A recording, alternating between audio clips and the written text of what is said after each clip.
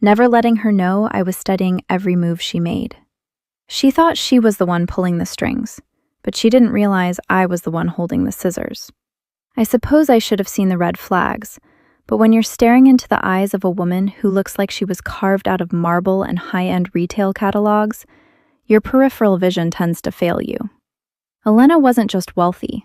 She was the kind of wealthy that exists in a different tax bracket, a different zip code, and frankly, a different reality. When we met at that charity gala, where I was working the catering circuit and she was bored out of her mind, she didn't see a server. She saw a project, or, as it turns out, a decoration. For 3 years, I lived in her orbit. It was a world of hushed tones, chilled champagne, and designer suits that felt like a costume I could never quite pull off. She paid for everything, from the tailored blazers to the membership at the club where the air smelled like old money and expensive leather. I didn't complain. Why would I? I thought we were a partnership. I provided the charm, the stability, and the genuine affection she claimed to crave. I was the grounding force she mentioned in every toast at our anniversary dinners. The turn came on a Tuesday. It was raining, a hard, gray downpour that mirrored the atmosphere inside our penthouse. Elena had been distant for weeks, distracted by a merger and a new circle of friends who treated people like assets to be traded. I had come home early, hoping to surprise her with tickets to that gallery opening she'd mentioned, only to find her standing by the floor-to-ceiling windows, her phone pressed to her ear. I heard my name. Then I heard the laugh, a sharp, brittle sound that froze me in the entryway. "Oh, darling, don't be ridiculous," she said into the phone, her voice dripping with that polished condescension I had only ever seen her direct at waitstaff. "He's just a gold digger, a handsome, well-dressed little project I picked up to keep my nights from being lonely. He doesn't have a penny to his name, and he's terrified of me leaving because he knows he'd be back behind a bar in a heartbeat. He's essentially my pet." My stomach dropped through the floorboards. The tickets in my hand felt like lead. She turned, spotting me in the reflection of the glass, and her expression didn't even flicker. She hung up the phone, smoothed her skirt, and looked at me with bored, predatory eyes. "You're home early," she said, not a hint of shame in her tone. "And you look like you've seen a ghost. Don't tell me you're going to be dramatic about this. It's beneath you, truly." I stood there, the silence stretching out, taut as a wire. Every memory of the last 3 years, the shared secrets, the promises of us against the world, the way she'd held my hand through my father's funeral, reformatted themselves in my mind. They weren't expressions of love. They were investments in a performance. She thought she had me pegged, the broke kid from the wrong side of the tracks who would do anything to keep the lifestyle she provided. I looked at the mahogany desk in the corner, where the prenuptial agreement sat inside a locked drawer. She had insisted on it, laughing as she handed it to me, saying it was just a formality for her board of directors. She had signed it with a flourish, never once thinking that I might have read the fine print, or that I might have spent the last 6 months ensuring that the partnership she signed off on was a hell of a lot more binding than she remembered. "You're right, Elena," I said, my voice eerily steady even as my heart hammered against my ribs. "I have been a project. But projects have phases, and I think this one just reached its conclusion." She tilted her head, a smirk playing on her lips. "And what are you going to do? Walk out into the rain? You don't have enough in your bank account to cover the cab fare to your old apartment." I walked toward the desk, pulling the key from my pocket, and saw her eyes narrow for the first time. I opened the drawer, pulled out the document, and placed it on the marble island between us. "I don't need the cab fare," I whispered, "because as of 5 minutes ago, you aren't the only one with access to the accounts." Elena's smirk didn't vanish, but it shifted. It became the thin, jagged line of a predator realizing the trap had a tripwire. She took a slow step forward, her heels clicking against the marble with the precision of gunfire. "You're delusional," she breathed, her voice dropping to a dangerous, low register. "Do you have any idea how much money is sitting in those accounts? The forensic teams I have on retainer could bury you in litigation before you even reach the lobby. You think a piece of paper signed in a moment of stupidity gives you a stake in my life's work? I didn't flinch. I felt a cold, crystalline clarity washing over me, the kind of focus that only comes when you have absolutely nothing left to lose. I held up my phone, the screen glowing with a series of red flag notifications from our shared banking portal. I had spent months quietly, meticulously, moving assets, rerouting dividends, and ensuring that my name was legally cemented as a joint beneficiary in the entities she thought were hers alone. She'd been so blinded by her own arrogance, so convinced that I was a simple, penniless boy, that she'd never bothered to audit the fine print of our corporate filings. "You call me a gold digger, Elena?" I said, walking toward the window to look out at the city lights I was now, in some small part, a landlord of. "But you're the one who taught me that marriage is just a merger. You taught me how to read the contracts. You taught me how to identify leverage. And most importantly, you taught me that everyone has a price." Her face paled, then flushed a furious, mottled red. She lunged for the phone, her hand closing around my wrist with surprising strength. The scent of her expensive perfume, once intoxicating, now smelled like chemical rot. "Give it to me," she hissed, her composure finally shattering. "You think you're smart? You think you can just click a few buttons and undo 20 years of my family's history? I'll have you evicted. I'll have you arrested for fraud. I'll make sure you never walk the streets of this city again without looking over your shoulder." I gently pried her fingers off my arm, one by one. I didn't feel anger anymore. I felt a chilling, calculated pity. "You can try," I said softly. "But while you were busy playing the Ice Queen, I was busy playing the auditor. I have the receipts, Elena. Not just for the money, but for the consulting fees you paid to those offshore accounts to dodge the IRS.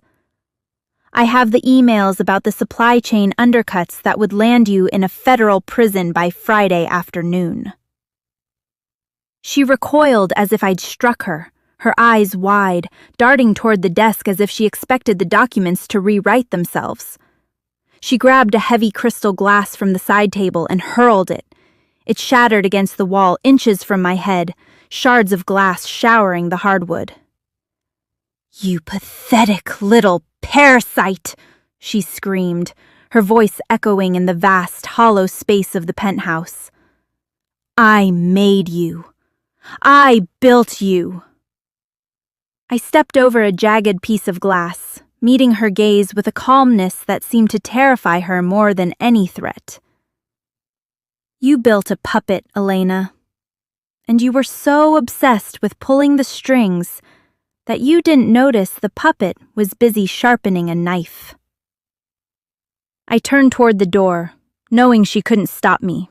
Not yet. I reached for the handle, but before I could turn it, the heavy security bolt slid home on its own.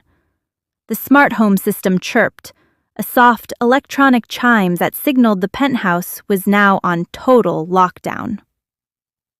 I turned back to see her standing by the wall panel, her finger still pressed against the override button, her face twisted into a mask of pure, unadulterated malice. "You're not going anywhere," she whispered, her voice trembling with a terrifying, newfound joy. "And you're about to find out exactly what happens when you try to steal from me." As she spoke, the elevator lobby door behind me hissed open, but it wasn't the elevator car. It was the security team, the men in dark suits who were usually tasked with keeping the world out, now standing there with expressions that suggested they had received very specific, very final instructions. Elena stepped toward me, pulling a small black remote from her pocket, and the lights in the room dimmed until we were standing in the shadows of the flickering city skyline. "You wanted half?" she asked, stepping into my personal space, her hand hovering over a button that would wipe every digital trace of my existence from the building's server. "Fine. Let's see how much you're worth when I delete the rest of you." The security team didn't rush me. They stood like statues in the doorway, their faces masks of professional indifference. They weren't looking at me. They were looking at Elena, waiting for the signal to dismantle my life. The room felt smaller, the air thinning as the smart home system hummed, a low-frequency vibration that seemed to rattle my very teeth. "You really think you're the first one to try this?" Elena asked, her voice dropping to a seductive, dangerous whisper. She played with the remote, the little red light blinking like a heartbeat. Every ambitious climber who crawled into my bed thought they could outmaneuver me. They all ended up the same way, as a footnote in a non-disclosure agreement. I forced a smile, though my heart was performing a frantic rhythm against my ribs. "You keep forgetting one thing, Elena. You're an expert at buying people. But you've spent so much time acquiring assets that you've forgotten how to handle a liability." I took a deliberate step toward her. The security lead, a man with a jagged scar cutting through his eyebrow, took a half step forward, his hand drifting toward his jacket. I didn't care. I kept my eyes locked on Elena's. The offshore accounts, the tax evasion, the supply chain fraud, you think I kept those as leverage for myself? I laughed, a dry, humorless sound. "I didn't upload them to the cloud, Elena. That would be too easy to hack. I set them on an automated dead man's switch. If I don't check in with a specific encrypted server every 12 hours, the entire cache goes to the SEC, the Times, and every prosecutor who has been looking for a reason to bring down your family's legacy." Elena's thumb froze above the remote. The silence in the room became absolute, the kind of silence that precedes a tectonic shift. For the first time, she looked uncertain. Her gaze darted to the security lead, then back to me, searching for a lie. "You're bluffing," she spat, though her hand trembled. "You're too soft. You don't have the stomach to ruin your own life just to spite me." "Try me," I said, my voice cold as ice. "We have 8 hours until the next check-in. You want to see me deleted? Go ahead. Wipe the servers. Wipe my bank access. But you'll be in a holding cell before the sun hits the horizon tomorrow." She looked at the remote, then at the elevator lobby. The tension was a physical weight, crushing the life out of the room. She was calculating, running the variables, realizing that her project had successfully turned the tables into a guillotine. "Fine," she said, finally dropping her hand. She gestured to the security guards who melted back into the shadows of the hallway. "You win this round. We negotiate.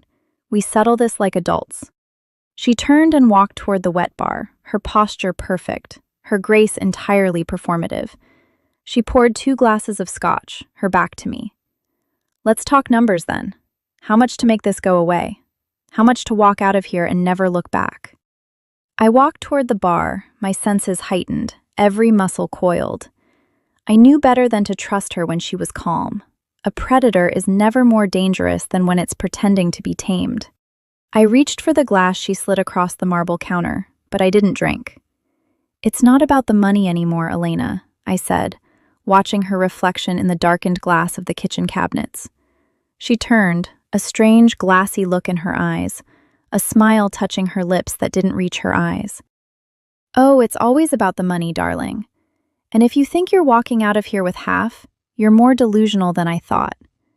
She took a slow sip of her drink, and I noticed for the first time the faint chemical smell of almonds lingering in the air, the scent of something added to the decanter.